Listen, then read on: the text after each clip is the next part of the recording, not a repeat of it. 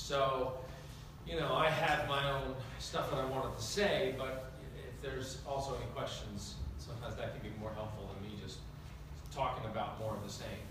But, this kind of stuff you hear from me all the time. But, what I would have said back when we were scheduled to come last time, or as a sort of a make good on, the last Super Saturday, is that it's difficult, frankly, to stand up here, and you're so kind to stand up and applaud and all that stuff, and even to say that I've got, would you say I have a big mind or a big vision? Yeah.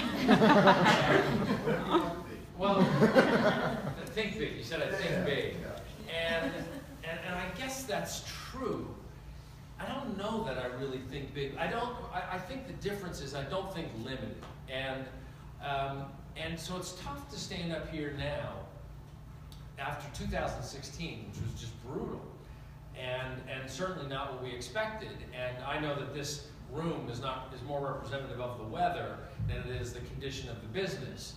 But even if the weather hadn't happened, I bet you it would have been difficult to put the same kind of Super Saturday together this January compared to last January, because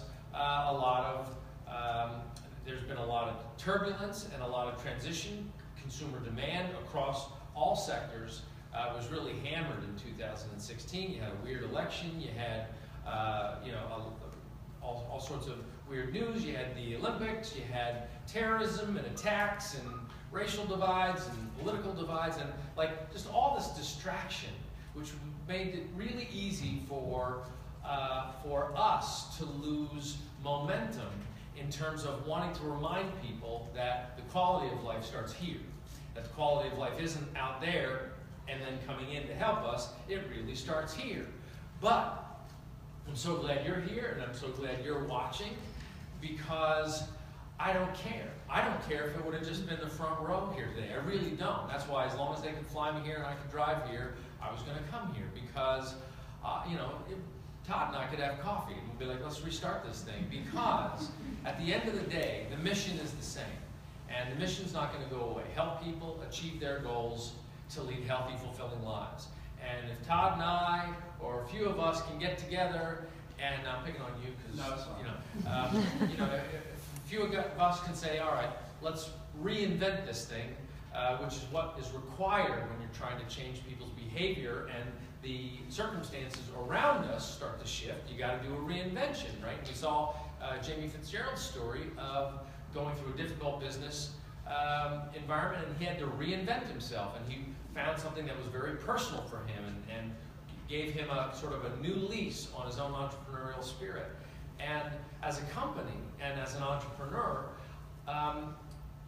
2016 represented a year that we really got a dose of reality that we needed a reinvention. And part of that reinvention came from the realization that I would say that 2013, big growth year. 2014, huge growth year. And then 2015 was massive. Now, what happens when this company with a mission of help people achieve their goals, lead healthy, fulfilling lives, starts to layer on top of that people who are starting to show their cars and their second homes, and they're paying off their debt, and we're shredding mortgages, and all of a sudden you start to attract people, and the field starts to lead with the easier story, which is, you can make some real money in this. Look, she got a new car, that guy paid off his loans, there's all these financial success stories, and that's a very compelling story for people. I'll worry about my health and fitness later. I'd like to make $1 million this week. So all of a sudden we started to attract these people who came in, and they didn't have story like Jamie's or Jen's, who were success stories before they ever really got traction with the business. So what happened is, if we would have the 400 other people who might have been here a year ago, is they had people coming in, and they would achieve diamond, and then they would achieve 1-star diamond, because those people were bringing in people on the promise of, we're going to help people achieve their goals, lead healthy, fulfilling lives. Yeah, but where's the money? Well, okay, we'll do that. But you got to drink this shake, well, how much does it take? 130 bucks. Well, I'll drink this $30 shake, and I'll maybe do those fitness programs a couple times a week. But meanwhile, I'm going to get some more coaches because we want some money. And what happened is, nobody was making money because you don't make money in 30 days in this business. It doesn't happen. Like, you can make a little bit of money, but again, it's all built on this fake promise that it's get rich quick. You don't solve a problem like obesity and lifestyle disease, something that's been growing in its severity, and lethargy or inactivity and the gratification of food, which is so awesome and a very formidable competitor to a healthy lifestyle. You don't beat that in a month and get rich on it. It takes decades to do it. And that needs the right kind of person. So quite honestly, well, I'd love it to be 400 people, and I don't know how many people we got. Well, how many people do we have, by the way? What did you say? 7? No, 100? What's up, people? So between those 100 and you 40 or 50, I got the right people now, right? I got people who are putting in the time because they're like, oh, wait a minute, because we have to be aligned. If you're not aligned with a CEO who doesn't necessarily think big, but thinks specific and thinks about what problem do I want to solve. At a very young age, I wanted to be in television. I mean, very young. I was making little videos or recording little things when I was 9. I had this little reel, and I would play DJ and in my bedroom and make the little thing. And then when VHS came out, you could get your camcorder, right? And I would make videos. And so I wanted to be in the TV business. So I was literally reading nonfiction business books on the tycoons and the titans of media when I was 11, 12 years old. So like this has been a thing I wanted to do. But I thought I wanted to be in make TV shows. I wanted to make Happy Days, right? Remember that show? And or movies or music videos came out on TV. And I thought, or sports, I thought I wanted to be there. And I can remember right out of college, I was the producer of halftime show for national broadcast of Army, Navy, or Air Force Academy football games. Huge job for a kid right out of school. And I was producing a half-hour show for each of those academies, well, for the Naval Academy and West Point, of like their weekly football highlights show. And I remember the first day, and I looked down at the field, and West Point was playing Syracuse. And they had the big truck, the really cool TV truck was there, and I'm listening to producer on the credits. I was 22 years old. Like, look at me, and I remember standing up there in the booth and looking down on the field, like literally the first day, dream career, and I looked down and I'm like, man, this isn't for me. Like those guys at the show down there, and people are gonna watch this show, and then they're gonna turn it off, and nothing changed. Nothing really happened. People just watched the football game. And it's cool. People can be, like, I like watching football or sports just as much as anybody else. But it didn't fulfill me. Like, I knew that really fast. So I ended up evolving through this career in infomercials and then into a career of product development. And I started to, the thing that filled me up was producing stuff that helped people, that had an effect on people's lives. And it just turned out that it happened to express itself in fitness, which is ironic because I can't stand working out.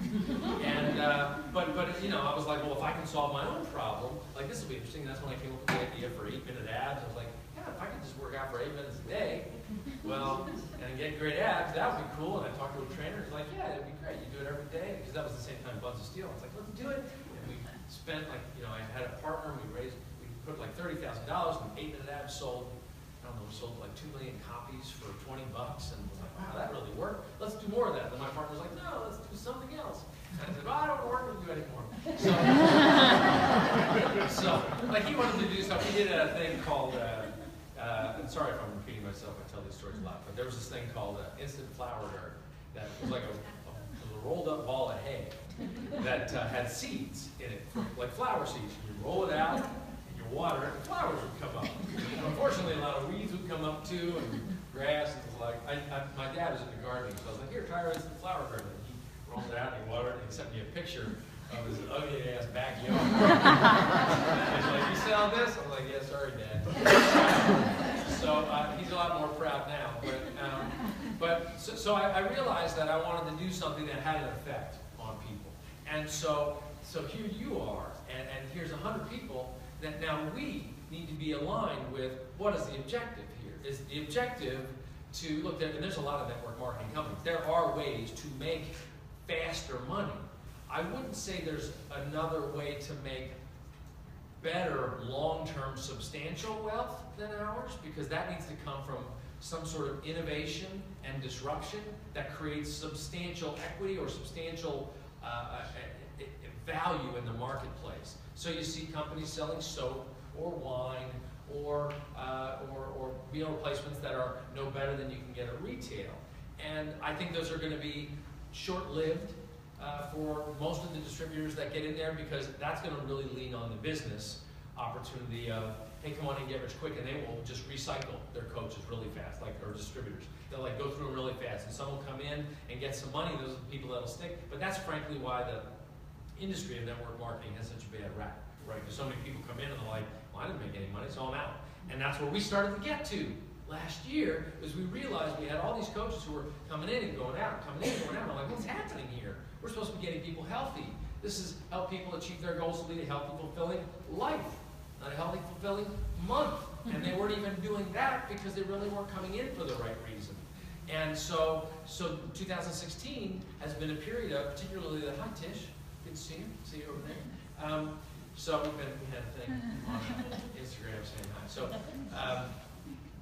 people weren't coming in for the right reason. They were coming in for this get rich quick thing, which means there was no substance. And it had to be super disappointing for you and for these other coaches who were like, I got to diamond, but I can't seem to hold it together. I got the 5-star diamond, and they're all now gone. And that's because the base wasn't aligned with me or the company. Help people achieve their goals to lead healthy, fulfilling lives. So that's the best news we could have gotten. You look at obstacles as opportunities and lessons. What an incredible lesson we all just got. Because now we know where not to waste our time. Don't waste your time on creating diamond and 1-star and 2-star and 5-star diamond for the sake of rank. You got to do it with people who are aligned with us to help people achieve their goals. Now, there's 2 reasons to be a part of this. One reason can be that you, like me, find it easier and more effective for you to be able to stay motivated, to stay in shape, and to make better food choices and invest in your own nutrition with this shake, because you're surrounded by people that do that. If I ran a different kind of company, frankly, if I had stayed in the sports business, I would have 0 pressure on me, except for perhaps lifestyle choices. But I'm a career-minded guy, so I promise you, I would be 40, 50 pounds heavier, and pizza would be my breakfast if I ate breakfast. And it's only breakfast sometimes now. But I know that I wouldn't have the same sort of emphasis. I wouldn't be thinking about what's my Beachbody health bet going to be on Monday? What am I going to do? Why do I post into the challenge groups? It holds me accountable. So for me, reason 1 is I'm going to be a healthier person. So I'm not going to suffer from lifestyle disease. My family has a history of high cholesterol and high blood pressure, and I manage that because I live this lifestyle. And so I'm in pretty good shape for a mid-50s guy. So that's reason number 1, because the ecosystem, there's no reason to quit this ecosystem if my first expectation is I just want to be healthier. So I would do this to some degree for free. So there's nothing to quit, because I would do it for free because I'm healthier, and I'm doing it in the convenience of my own home because I got Beachbody On Demand Annual All Access, hardest thing to say ever challenge. We had an idea last night in Pittsburgh that we're just going to start to call it the Jeff, just for, I don't know, this is random, it's easy. So that's reason 1. Reason 2 is you want to create wealth for yourself, but it's important to not just be wealth for wealth's sake, or maybe it's just a second income, just something to help cover a car payment, or maybe put the kids through school or pay off some debt. But you want to create an income stream, but you want to do it in a way that has an impact around your community, so that there's more fulfillment than just getting another check. right? Because there's other things that you can do to earn money. So if those are the two things, which are the two things for me, I could not be in a business. I'm an ambitious guy, and I'm pretty good, and I work hard when I apply myself to something. But it needed, for me to be successful and feel rewarded, it had to contribute to something. I had to look in faces. I had to get before and after photos, and that fills up my heart and fills me up, right? So that's what it had to be. And then I had to surround myself with people who were like-minded with that. So if we're aligned in that, then it's okay that this is a smaller group, 100 plus 40, 100 plus 50, because we're the right people to do this. Because here's the downside. This is a $1 trillion opportunity or a multi-billion-dollar a year opportunity, because it's going to be hard. Right. It's not going to be easy, because nobody has been able to solve this problem. The reason that the opportunity exists for us is because it's really hard. We're competing with pizza and nachos and fast food and TV and Netflix and Hulu and great entertainment and video games that hypnotize you. Like, there's so many more opportunities, and ambition and more pressure to work, and Facebook and Twitter and Instagram. Like, there are so many ways to spend your time and gratify yourself with food and drink that it is very difficult. In fact, I think it's almost dangerous to position ourselves as changing behavior. What we're doing is we're replacing behavior. I thought Jamie said that actually really well, where he sort of crowded out his bad behavior with P90X and the nutrition plan, right? I thought that's pretty clever, and that's actually a thing. Crowding out is a philosophy around behavior change. So, in fact, I was trying to get my daughter, she's 16, she drinks a little bit too much coffee, and I was talking to Autumn Calabrese about that. She said, have her crowd it out, have her drink more water, maybe decaf tea, and so that she'll have less time, less inclination to pick up coffee instead. Because I was playing with the hormones and all that stuff. So anyway, this is concept, there you go, free kid. But the point is, we have this incredible opportunity, but we have to, at the same time that we step, did I do something? A zipper? Oh, right? Oh, right? Did I delete those? We have this opportunity because it's hard. And the obstacle, you know how they say it's not the destination, it's the journey? And I used to hear that, and I'd be like, no, really, for me, it's a destination. So you can have your journey, but I kind of would like the $1 million thing. And it's okay to really want the destination, but now that I've been through this, the company's 17, almost 18 years old, I think, and the network is 10 years old, and finally, I think, really, literally, in 2017, finding itself. Like a 10-year-old finally getting an identity, right? And so we have to look at this and go, this is going to be hard. And as I look back on the creation of the business, I look at it and I go, wow, it was the hard stuff. It was the fact that everybody told me there's no way you can sell a 90-day program showing people doing pull-ups and screaming, bring it, and doing push-ups, and there's no way you can sell that on TV. And even people at the company were like, when's Carl going to give up on this? This is a stupid idea. And I was like, yeah, but I don't know. I would do it. So if I was watching TV, I wouldn't be doing the thigh massage. So I know that there's one customer out there, and if there's one customer out there, there's got to be a million customers out there. We just haven't told the story the right way. And then it took us 2 years. We found a way to tell the story. And so I look at that. Those were the obstacles. That was the journey. So the fact that P90X then became $1 billion brand, that they did in the White House, the Secret Service do, that they do on military bases around the country that have saved people's lives, helped people lose hundreds of pounds, that was sort of the destination. But man, that journey, the fact that I didn't quit in those 2 years, that when literally people in my own company were telling me it wasn't going to work, that's really rewarding for me. When I said that we were going to launch a network marketing business, when John and I made that decision, I announced that to the board, and I told them the reason why. The reason why was that too many people were buying our programs, like P90X, and then saying, look, I got P90X slides conveniently under my bed. And that's where it would stay. Or they would crack it open, and they would do the first day, and be like, oh, that's hard. It slides conveniently under my bed. Or they would do it for 7 days, and be like, I did it for 7 days. And they would slide it conveniently under their bed. Or they would go 60 days, and they'd be like, I got some really good results here. And then they'd slide it conveniently under their bed. Or they would go 90 days, get incredible results, slide it under their bed, and then go right back to the old lifestyle. I'm like, something's missing there. We can't get people who say they want this thing to start it, or complete the first week, or complete all 90 days, and then maintain that lifestyle longer. And then John and I get to thinking, well, you and I, we did Power 90 originally, and we kept the weight off, and then we did P90X, and we kept the weight off, and we sort of, you go up and down. You don't have to always be a hard body, but we sort of stayed in the same realm.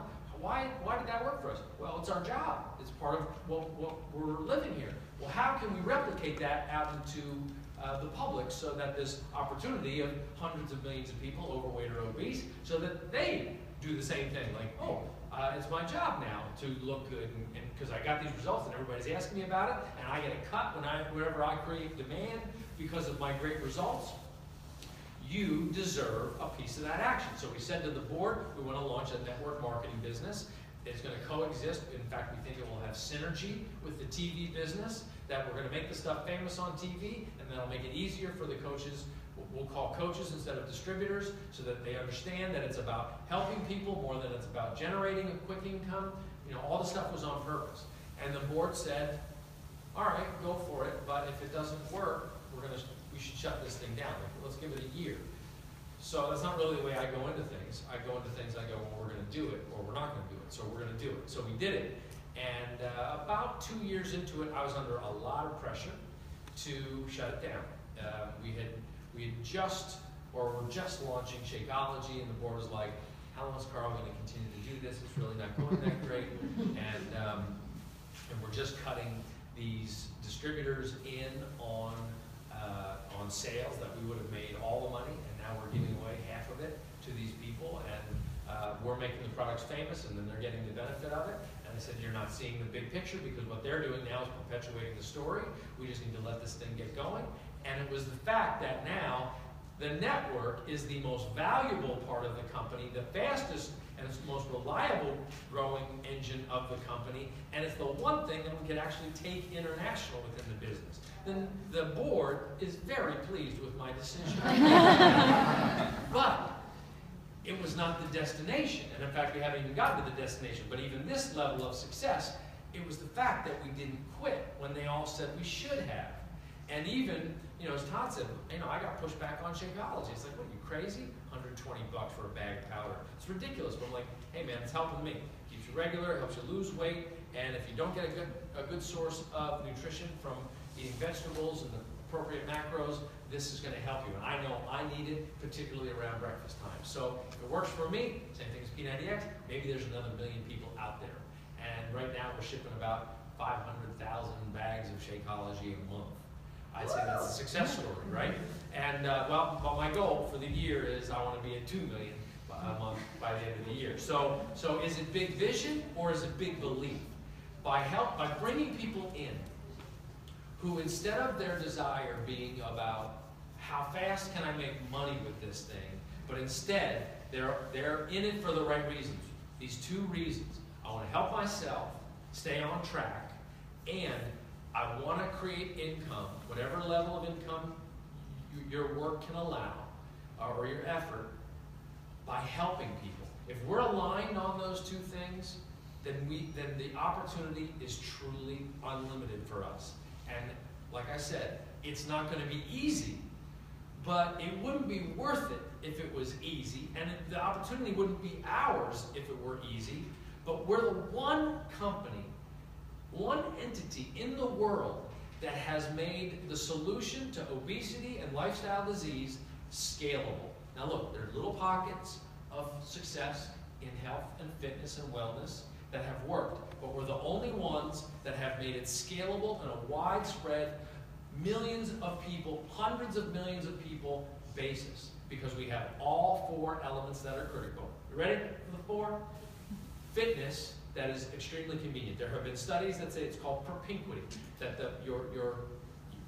it's okay if you have a gym membership. Gyms are great, but unless you have a solution that is very convenient to you, like in your home, it is more likely for you to become obese or to become inactive, because lack of convenience will provide resistance against getting results. Nutrition, number 2. You gotta have some reasonable approach and resource for nutrition information and a plan to get your diet under control that does not require long-term deprivation or starving yourself. You have to be able to enjoy food. So we got that with Shakeology, we got that with little color-coded containers, or just the meal plans that come with every program. Third is, you need some accountability. You gotta have, it's gotta be a human being. I'm sorry, Fitbit, and I'm sorry, whatever watch you happen to be wearing, but unless, it's very easy for me to ignore a text from a machine that said, do your workout. Okay, baby. Like, I can do that because I know it was a machine. But if somebody calls me up, Tish calls me up, she says, hey, what's up? I haven't seen you post about your workout in a while. Not that you have my number. So, she's like, hey, you haven't done your workout, what's going on? I can't just ignore that. That's a human being now. Now I can say, hey, life come up, da-da-da. Hopefully she'll have compassion and I'll get back on track. But it's got, human intervention is the most powerful form of influence to behavior change. So that number 3 is one of our key things. And in fact, it's funny, you know, here we're launching the Beachbody On Demand annual All Access Challenge Pack. And when we originally put out Beachbody On Demand, cynics within the network were like, oh, they're trying to replace us. Here we go. Our little run was over. Now they're going to get all technological, and that's the direction that the company's going to go. And I was like, what? What are you talking about? This is about making the job of the coach easier, because now, instead of the coach just selling whatever the big offer of the month is, now the coach gets to have this conversation, exactly like Jen said in the video. What are your goals? What kind of workout do you like to do? Because I have a program for $199 that is the best value ever created, ever offered in convenient, home-based fitness with world-class super trainers like Sean T. and Tony Horton and Autumn and Shalene and Sagi and Joel and Jericho and who did I forget? I think I got it. What? Leandro. Shake a boom boom. Right? So we got all these incredibly fun trainers and intense trainers, and some trainers make it easier, some trainers make it harder, and so we have access to that. And so Beachbody On Demand, you know, creates this opportunity for the coaches to do even better. That was the whole point of it. But it's going to scale better than we ever could with just an infomercial, because you guys are going to talk to people about it. You get to represent it as, look, I used to sell challenge packs for $160, $140, and that would be a one and done thing. You saw my little pitch there, right? In front of all the boxes. Like, do you want to get this one program for $140, or do you want it all for this year and to make a commitment to a healthy lifestyle for the year for $199 plus the ongoing price of your Shakeology? So we have this incredible tool, but it's got to come in the form of peer support and accountability, which is why the Beachbody Health Bet and my Challenge Tracker app are so powerful. And I don't know if you've tapped into the My Challenge Tracker app at all, but that thing is really a game changer. People who use that for their groups see better results and stronger affinity and retention within their groups than the people who just run them in Facebook. Because Facebook is like a sort of a loosed-in pen. People can go run and go find other things, and they can get poached and everything. Now we're in our own little closed system, and we can just keep people focused, not on pictures of their dogs and pictures of their coffee, but it can be pictures of what we're doing so we stay accountable. The fourth thing is near-term goals aligned with a long-term vision. So, again, we have been very successful selling 90-day, 60-day, 50-day, 30-day, 21-day, 3-day programs.